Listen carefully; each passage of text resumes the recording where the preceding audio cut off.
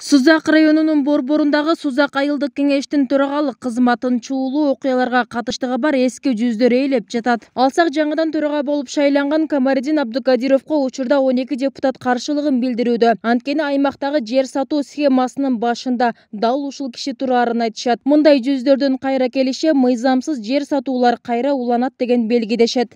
Ошол Камаридин мырзанын Сузакты дүн кетирген эмесин билемин, жана өзү менен сүйлөшкөнмүн. Мына биздин Сузактын күзгүсү площадь сатылып атканда ошол киши ошо Камаридин мырза мага галошчон жүгүрүп келип өзүнүн жүгүрүшүнө түшүп, мына жерди мына мен саттым. Сузактын байларына мен кимиң аласың десем албады эле, мен жогорку зонадан то тамандан Каримбай дегенди таап, байды таап келип саттым. Мына мен саттым деди. Сиз келечекти сата бересиз, келечек өзүнүн насибин көрөт деп ошентип айткан. Ошо өсүп келип аткан жаштарды колдобой, ошо мындай жер схемасында тургандарды колдоп алганы бизге өтө бир өкүнүч, уят болду. Паракорлор менен мындай мыйзам бузуулардын лидерлери менен иштешкенге биз мындай айтканда немебиз жок да. Биздин максатыбыз эл бизди шайлаганын себеби чыгып кызмат кылгыла. Ошого окшогон коррупционерлерден тазалагыла десе, бул коррупционерлер келип отуруп алса, бул туура эмес да. Ошондуктан биз мыйзам таланы талап кылып атабыз да. Сузак айыл өкмөтү жер сатуу мафиясы күч алган аймак. Үлүш жерлеринен айрылып, дыйкандар жеринин изин таппай соттошуп жүргөн фактылар арбын. Өмүрүн талаачылык менен өткөргөн 65 жаштагы Хафиса Сатыбалдиева да дал ушул дыйкандардын көйгөйүн чечүү үчүн депутат болуптур. Бирок акыркы кадрдык саясат менен дыйкандардын үмүтүн актай албашымы анык деп кейип турат. Аялlar бар, көп балалык немелер бар. Эже биз барсак үлүш жерimiz жок, сатып берипти дейшип жатат да, бардыгычы.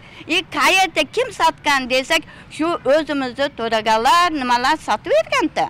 Сузак айылдык кеңешинин төрагасы болуп шайланган Абдукадиров буга чейин 4 чакырылыштын депутаты. Ошондой эле айыл өкмөттүн жер боюнча туруктуу комиссия мүчөсү болуп турган. 2019-жылы Финполиция тарабынан пара алууга шектелип кармалган. Ошол эле жылы соттун чечими менен депутаттык мандатынан кол жууган эле. 2019. Соттолгон экен да. Соттун чечимини алып келген. Анан сразу мандатынан ажыратканбыз биз. Анан быйылкы жылы ал информационный центрден соттуулугу жок деген эмесин кагазын алып келди. Соттуулугу жоюлуптур.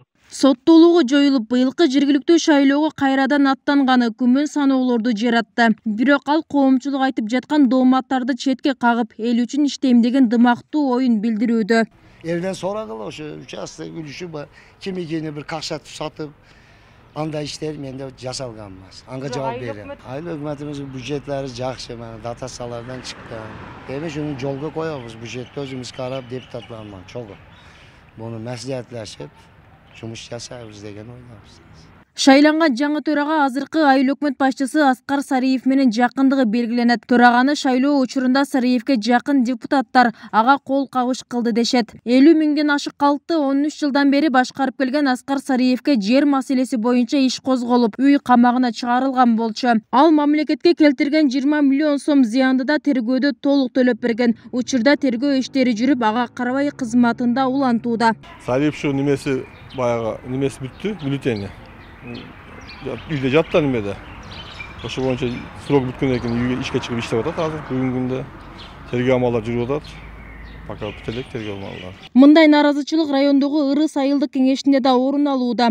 Өткөн чакырылыштын төрагасы Шухрат Кадыркулов кайрадан төрага болуп шайланды. Ал 1 жыл аралыгында депутаттарды болгон 2 гана жолу чогултканы айтылып келет. Мындан улам сессия өткөрүү тартибинен кабарсыз төраганын кайрадан шайланышы айыл өкмөттө эл көйгөйлөрү чечилбейт деген пикирлерди жаратууда. Бүбсара Орозалиева, Шерзат Агамбердиев, 7 канал, Жалал Абад.